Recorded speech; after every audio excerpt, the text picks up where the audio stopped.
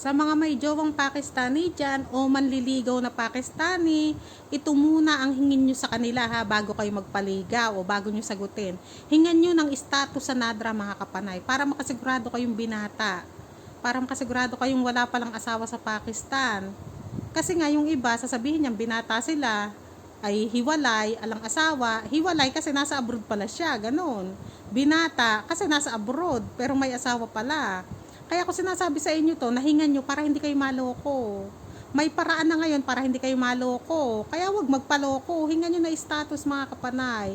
Wag kayong matulad sa iba na may mga Pinay dito na akala sila lang ang asawa nung dinala sa Pakistan, ipinakilala yung unang asawa. Ay, dalawa pala silang asawa, wala siyang kamalay-malay. O ngayon, nagalit siya. Siyempre, nagalit. Ikaw, ala kang kamalay-malay, may papakilala sa yung asawa, saka mga anak, diba? Pero tinanggap niya na lang kasi nga lalo at may asawa na sila. Ayoko naman na mangyari rin sa inyo yon, na ganyan din mangyari sa inyo, layo kamalay-malay, tatlo pala kayong asawa, diba? Hingan nyo na status mga kapanay, kasi pag may asawa yan, makikita sa status yan, lilitaw doon yung asawa niya, mga picture yan siya, asawa niya, mga anak, ganun. Pagka binata yan, ang lilitaw sa status niya, kasama niyan, mga magulang niya, kapatid, ganun.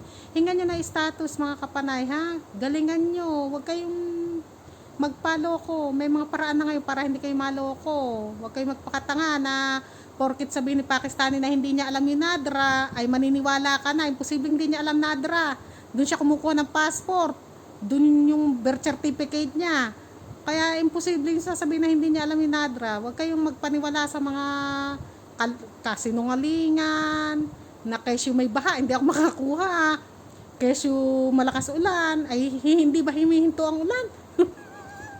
Huwag kayong masyadong maniwala na busy, ganito. Ay, saglit lang kunin yung NADRA. Hala, ilang minuto lang yan, di ba naabuti na isang oras din yan. Kaya pagka kasi walang tinatago yan, napakadaling kumuha yan, kukuha yan. Pero pag may tinatago, magagalit pa yan Hindi pa ba sapat sa'yo na ipinost kita sa Facebook? Hindi pa ba sapat sa'yo na pinakilala kita sa nanay ko?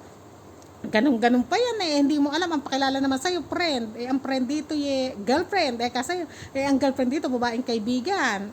Ikaw naman, kilig-kilig ka pa. At saka minsan kasi, lalo na kung nakakikinabang sa'yo, o kaya baka siya ang breadwinner, minsan nagkakampihan yan. Kaya ang sabi ko nga sa'yo, ay mas maganda talaga, ay anuhin mo NADRA, hingan mo ng NADRA. Pero minsan din, meron ditong kasal na hindi nare-register sa NADRA, yun ang alat mo. Malas ka nung pagka hindi niya ni-register yung kasal niya sa NADRA.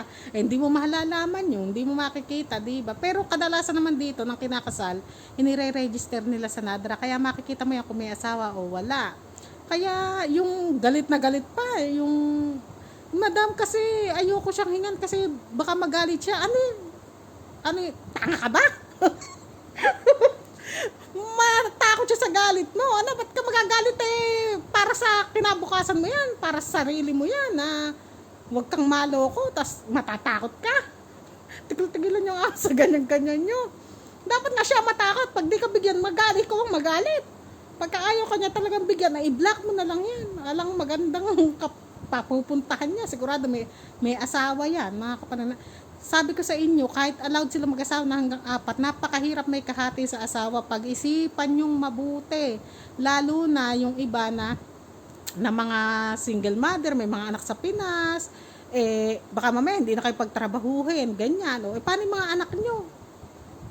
Paano na yung anak mo sa Pinas? Ay, pag-isipan nyo mabuti. Huwag kayong sige-sige dahil sa matatamis na salita. Sabi ko, yung mga matatamis salita nila, ay, hanggang dun lang minsan yung iba. Napakadalang ng totoo mga sinasabi. Kaya pag-isipan nyo mabuti, ha? Huwag kayong sige ng sige. Tirahin na yan. Abe, hingan nyo na status, ha? Yan lang, ha? Huwag nyo na akong tanongin, madam, wala na ba ibang paraan? Bukod sa status, ano ba bang ibang paraan ang gusto nyo? Yan nga ang pinaka-the best na paraan. Di ba sa atin sa Pinas, Senomar, dyan naman, nakikita kong kasal. Ganun din dito. Pagka ayaw kayong bigyan, wag na kayong magtanong ng iba pang paraan sa akin. Pag ayaw kayong bigyan, tigilan nyo na yan. Wag nyo nang kausapin.